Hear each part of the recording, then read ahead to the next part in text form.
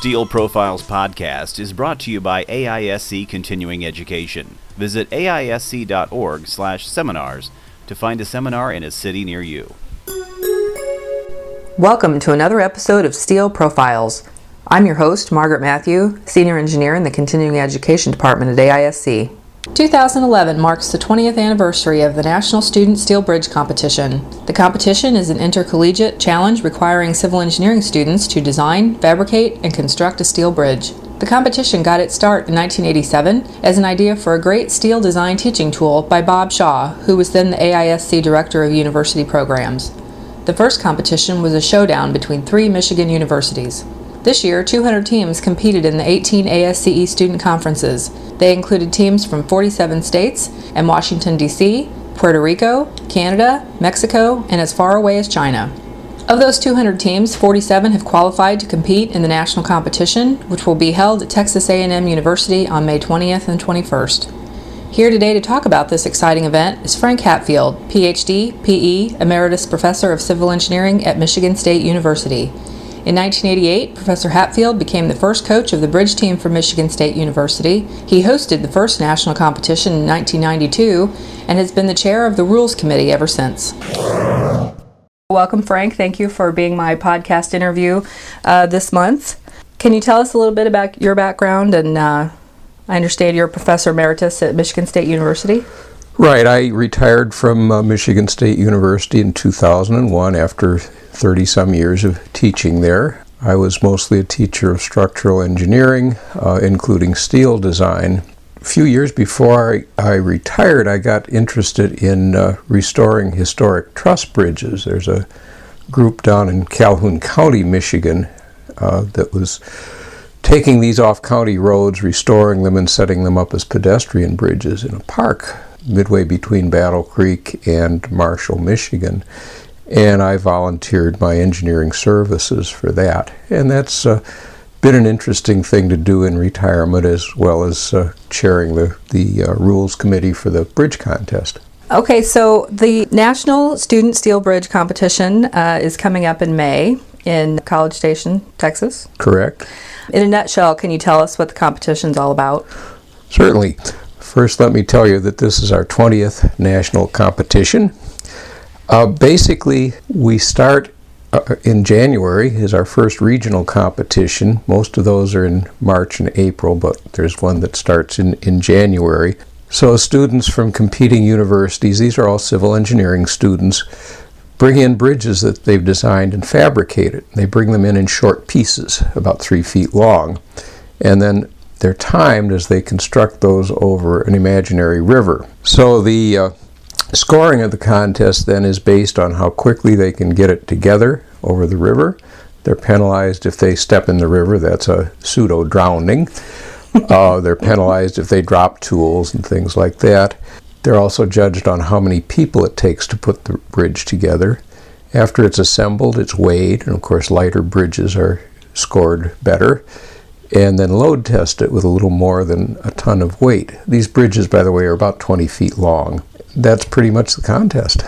And then they also have to have a design element too, right? They have to have design calculations and... Right. There's a poster involved that documents their design. So the bridge competition started as a regional competition here in Michigan in 1985. Actually 87. 87. And then went national in 1992. That's correct. So you were around in the very beginning. So can you tell us about the early days and how the competition got its start? Well, I wasn't at the first one in 1987, but that was the brainstorm of Bob Shaw, who was then the Director of University Relations for AISC. And he ran this as a pilot test program here in Michigan. It was conducted at Lawrence Tech University, and there were 3 teams that entered. Mine was not among them. The basics were laid down at that point. River about 20 feet wide, limited member size. Judging was pretty much on the same criteria that I discussed earlier. Michigan Tech won that contest. Their bridge was a replica of a 19th century railroad truss, very heavy, made with heavy angle iron, weighing about a half a ton. To give you a perspective, a bridge these days in this contest will seldom be over 200 pounds. Lawrence Tech entered as well. They had a bridge that consisted of chains of rather heavy wide flanges bolted together at the webs only, and sagged almost to failure under its own self-weight. And as a comparison, a modern bridge now under a ton of load will sag maybe 1/4 of an inch. The other entry was Wayne State. They brought in a very nice box truss, but it took them something like 3 hours to put it together. A bridge these days will seldom go over 10 minutes. Well, that was the beginning. My team from Michigan State University entered the next year in 1988, and over the next 4 years we took first place in our region every year. Well, we realized by then that this contest was spreading to other regions, and we were seeing these bragging press releases from other areas. So my students said, well, let's have an open challenge. Let's challenge all these other teams, whoever we can round up, whoever we can get to. Let's challenge everybody in the nation to bring their bridge to Michigan State, and we'll have an open national competition. This was 1992. AISC was gracious enough to help support that. We had 13 total bridges, 6 from our north central region and 7 from out of the region. And the contest was a lot of fun. It was outside on an almost rainy day, and everybody seemed to enjoy it. And the team from Southern Polytechnic stepped up and said, well, this was great. We're going to host it next year. And so we were off to a running start, and AISC has graciously supported the contest ever since. And did Michigan State win that first? We did indeed. Excellent. That was the last win we've had, by the way. Oh, well, there's always this year. There always is. So you are the chair of the Rules Committee. I am the chair of the for Rules the national Committee. competition. Well, we set the rules for the regionals and the national. So they're all the same. Same rules. Tell us how the rules have evolved and changed over the years. Well, the most obvious thing is bulk. The first set of rules was 16 pages for the teams plus 2 for the hosting organization. The document now runs to 38 pages, and we have a website for the hosting organization to show them how to run the contest. Where did all those extra rules come from? All that extra boilerplate? Well, we've added a lot of rules on safety. We want to have an absolutely safe contest. We've elaborated the scoring so that there are more categories of competition so that we can pass out more honors. We've made the rules more explicit. We've closed some loopholes. ASCE now includes this contest in their student conferences, their regional conferences.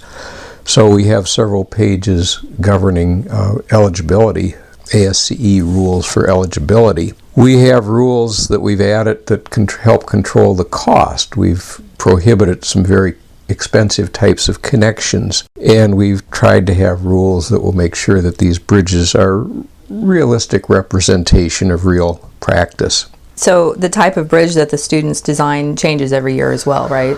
Well, yeah, and the rules drive that. So some years you'll see through trusses, some years deck trusses, some years pony trusses, some years a mixture of several of those. Some years we've mandated double span, single span structures. This year we have a cantilever extension on the bridge. No, that should be exciting. It has been at the regionals. Some years we allow cables, some years we don't. How do we get a bridge across the river? Well, sometimes we allow the use of temporary piers. Some years we allow barges, which are students that can operate only in the river, builders in the river, and they can help support the bridge as it crosses. Some years counterweights are used. What's the reaction been to the competition from structural design professors? Well, I'd have to say it's mixed.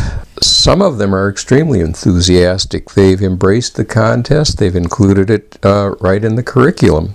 Others merely tolerate it, and there are very few schools that inhibit or certainly don't encourage participation. And I have to emphasize that that is a very few schools. We have about 200 civil engineering departments that do participate in the contest. How important is the support from the department and instructors for a successful team? Well, it's extremely important. First off, the students need a safe workplace and they need good tools. Money is always helpful. The more time a team spends out fundraising, the less time they have to concentrate on design and fabrication. A supportive department will provide a technician to help teach fabrication techniques. We'll have professors that consult on design. And in many cases, the department will actually offer academic credit for participation, which is a big plus, a real big plus for the students, because that means that they are not having to walk away from classes, ignore their studies, and so forth.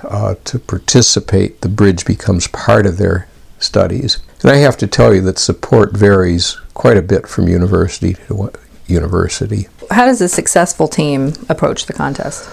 Well, first I would say the team reviews its past performance in previous contests, trying to learn from their mistakes. Scheduling is very important, setting deadlines, because things get so busy in the spring. So they need to get their design done early and get into fabrication probably by Christmas break. So scheduling and setting deadlines, keeping deadlines is very important. It's important to recruit the right skills in the students. You need students who are good at design, you need students who have some fabrication skills, and you need an adequate number of students. This cannot be a one-person contest. There's just too much to do. A good team will compare alternative designs, picking the one that they think will work best. And of course, when it comes to fabrication, it's important that they do it accurately, which means building jigs and watching their tolerances carefully. And finally, when they get the bridge all fabricated, a good team will practice over and over and over on the construction until they get it down choreographed, know to the instant what each builder is needing to do. So do the students have to fabricate the bridge themselves? Is that required, or? It is not, because many schools don't have the facilities for students to do that. So the option is either fabricate it themselves or have a professional fabricator do it, in which case the students prepare the shop drawings and observe the fabrication. An intermediate step to that is to have university technicians do the fabrication. Again, the students prepare shop drawings and observe the operations. So either way, they're getting some really great experience, whether they're preparing shop drawings or having to do fabrication themselves. Either way, they're learning fabrication techniques. Yeah.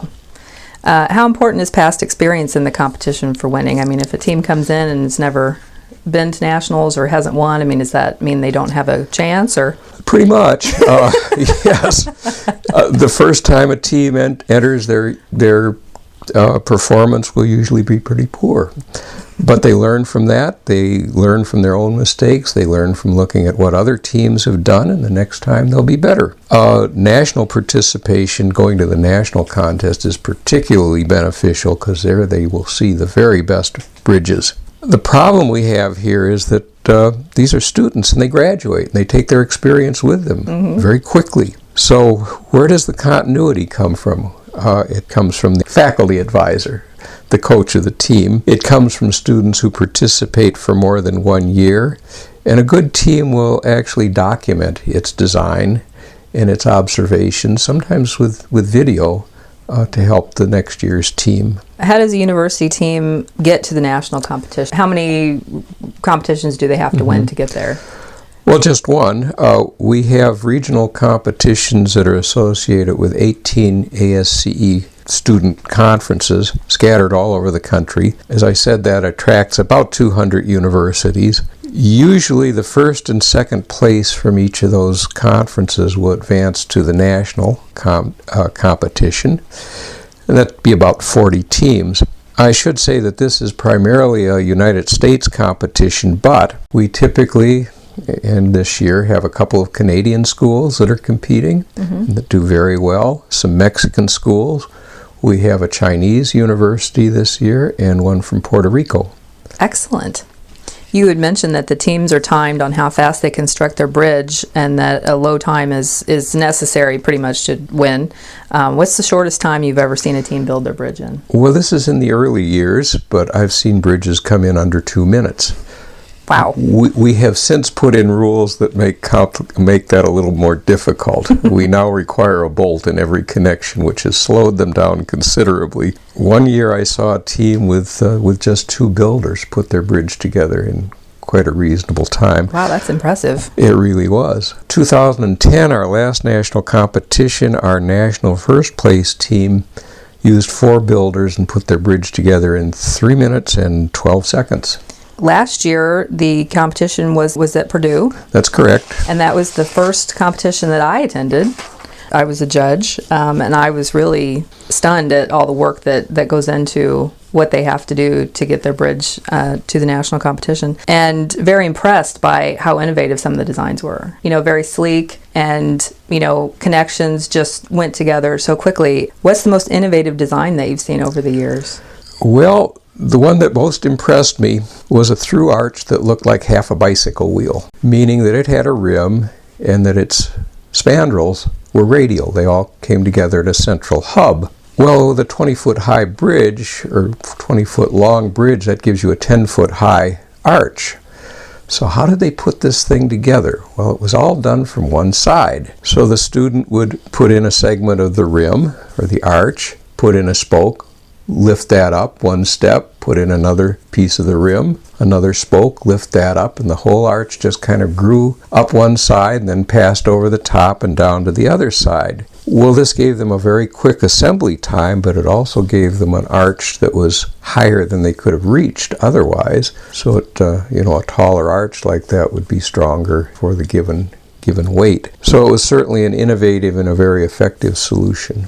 Do you give any type of points in the scoring for that, or is there an award for that, for being very innovative and original?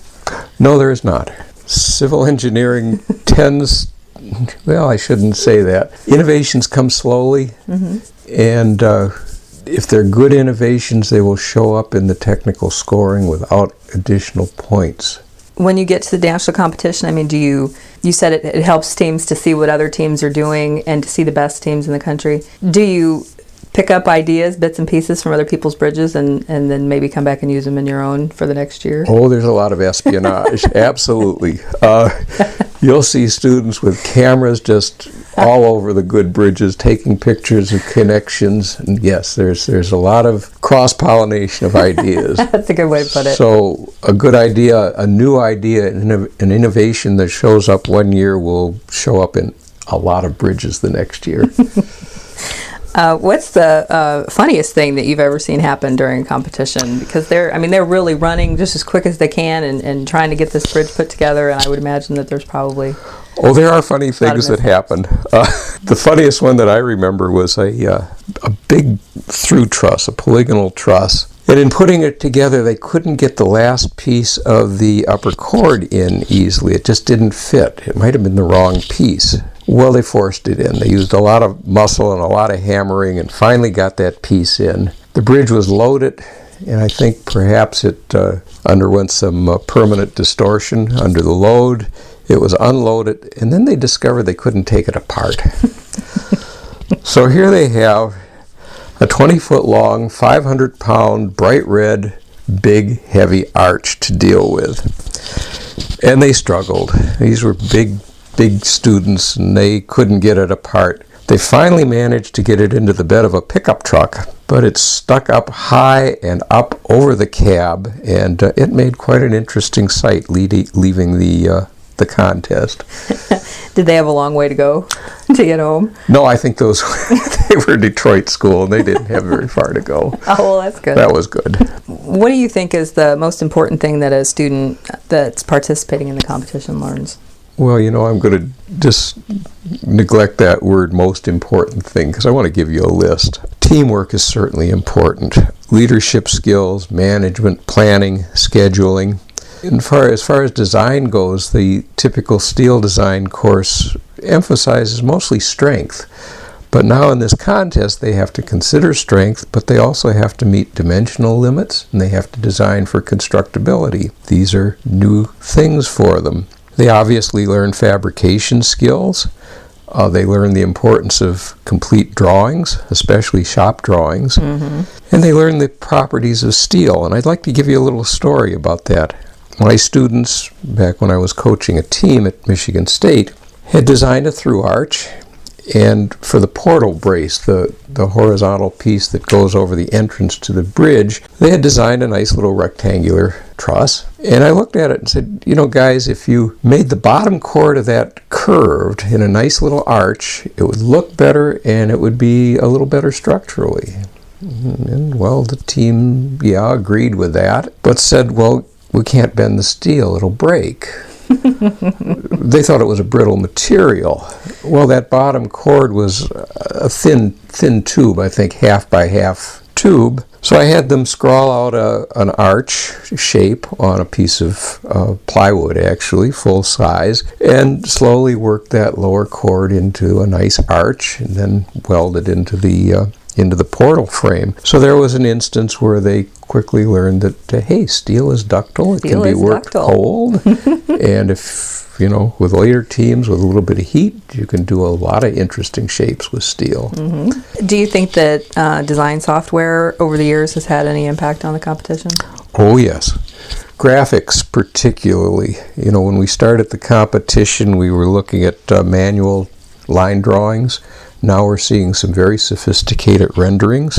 The better analysis programs now allow the students to compare more alternatives and to do it faster. But there's been little or no impact on conceptual design, laying out the general shape of the structure to begin with. The software just doesn't seem to help with that. And it's a new thing for students. Their academic courses usually don't talk about conceptual design. So it's another one of those things that they learn from this contest, and primarily from this contest. How can a local fabricator provide support to a school in their area to compete? Well, there's lots of ways. Money is always welcome. The students need money for steel, they need it for shop consumables, and particularly for travel to their contests. Fabricators can help by donating steel or giving it to the students at cost, because typically the fabricator will get discounts from the service center that the universities don't have available.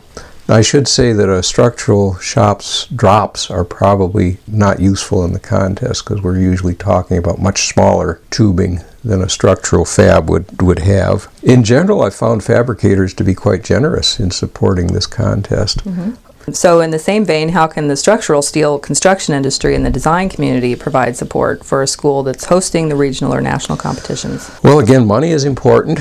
Always need contributions. Engineers, fabricators, whoever in the profession can serve as judges for these contests, which is the people that do that seem to enjoy it a lot. There's always a need for hosting equipment. For loading the bridge, we need about a ton of loads. Typically that's steel angles cut to length. We need grading, decking to hold the load. We need instrumentation of various sorts. And I might add that this is a wonderful opportunity for public relations, for exposing your firm or exposing students to your firm. So you can be acknowledged in programs, you can put up signs, you can pass out literature, you can pass out promotional trinkets. It's a good way to meet students. What do you think the competition, all these years that you've been involved in it, has taught you and meant to you? Well, it's meant a lot. In retirement, it's been a way to keep in touch with students and with the profession. But now I'm going to answer as a team advisor. First off, it's been an extremely powerful teaching tool. I found that I can teach concepts in the shop and at the design computer that were very difficult to teach in class. And let me give you an example of that. I had a student who'd gone through my structural analysis course and my steel design course and done very well. And if I had asked her the characteristics of the mathematical definition of a truss, she probably would have said that at a connection, all the centroidal axes of all the members meet at the same point, which is correct. That's one of the aspects she would have said. Well, out in the shop, she was designing a gusset plate. She made up the little pattern, and we put it down on the floor with the members coming in, laid up against the pattern, and those centroidal axes didn't come together at a point. They kind of defined a rather large triangle. So she knew the theory, but she couldn't put it into practice. She didn't know it applied. So it was a pretty easy thing then to show her that as she laid it out, there was no way it could be in equilibrium without some bending in those members, which is not acceptable in a truss. So a little bit of explanation. She took a new piece of paper, put it under the members, and drew out a very acceptable gusset plate. So here was a situation where we were able to teach something very simply and graphically in the shop that had eluded this student in the classroom. Well, from that story, you get the idea, too, that I've gained a much closer relationship with my students than I ever had as a classroom teacher. I've come to respect their creativity and their mastery of software. Some of them are just amazing. Some of them have extraordinary management and fabrication skills that they clearly learned out of school. And I love to have those in my team. I've learned the importance of leadership. You can't have a good team without a good captain. And then there's welding. Well, I had a short professional career before I joined the university, and I knew how to design weldments, but I had never welded. Well, okay, so I sometimes get a team where there's nobody who knows how to weld, which means I have to teach the basics of welding. Could I do this? I didn't know myself. So I trotted off to the local community college and took a couple of welding courses. So I've learned something, had to learn something, and to be a good advisor. And I've become profoundly aware of the significance and sincere commitment of AISC to structural steel education. AISC is co-sponsors the competition every year with ASCE. Correct. AISC, I think, has been around since the beginning, right? That's correct. The first national competition. What does AISC do to support the competition? A lot. First, just on the aspect of money, they have a little stipend, cash stipend for every school that enters in the regional contest. They have a travel stipend for schools that advance to the national competition. They provide plaques and trophies at all levels. They help support the local hosting organizations, and they help support the national hosting organization. Beyond that, there's tremendous staff involvement with Nancy Gavlin and her staff. They put in a lot of hours and a lot of good time helping this contest run. And recruit as many judges as possible. And thank you, Margaret, for being a judge. Well, I really enjoyed the competition last year. I had never been to one, and unfortunately, I didn't participate when I was in school. We had a team, but I wasn't on it. So it was a very new experience, but it was very exciting. I really enjoyed it last year. So I'm really looking forward to going back again this year. I'm going to be a judge again. So again, the competition this year is at Texas A&M. It is.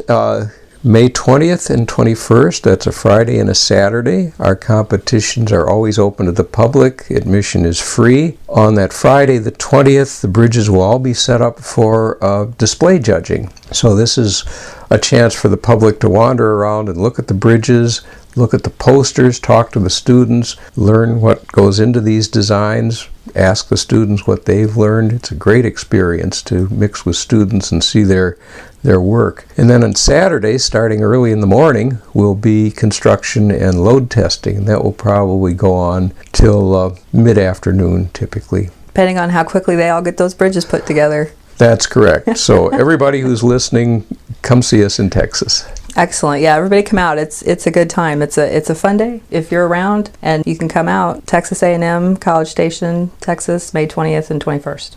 You also recently attended and presented at the Iron and Steel Preservation Conference. Is that like historic bridges that's about preserving? Well, that's kind of an interesting thing. I mentioned that I'd gotten interested in restoration of historic steel bridges, truss bridges, the old county road bridges.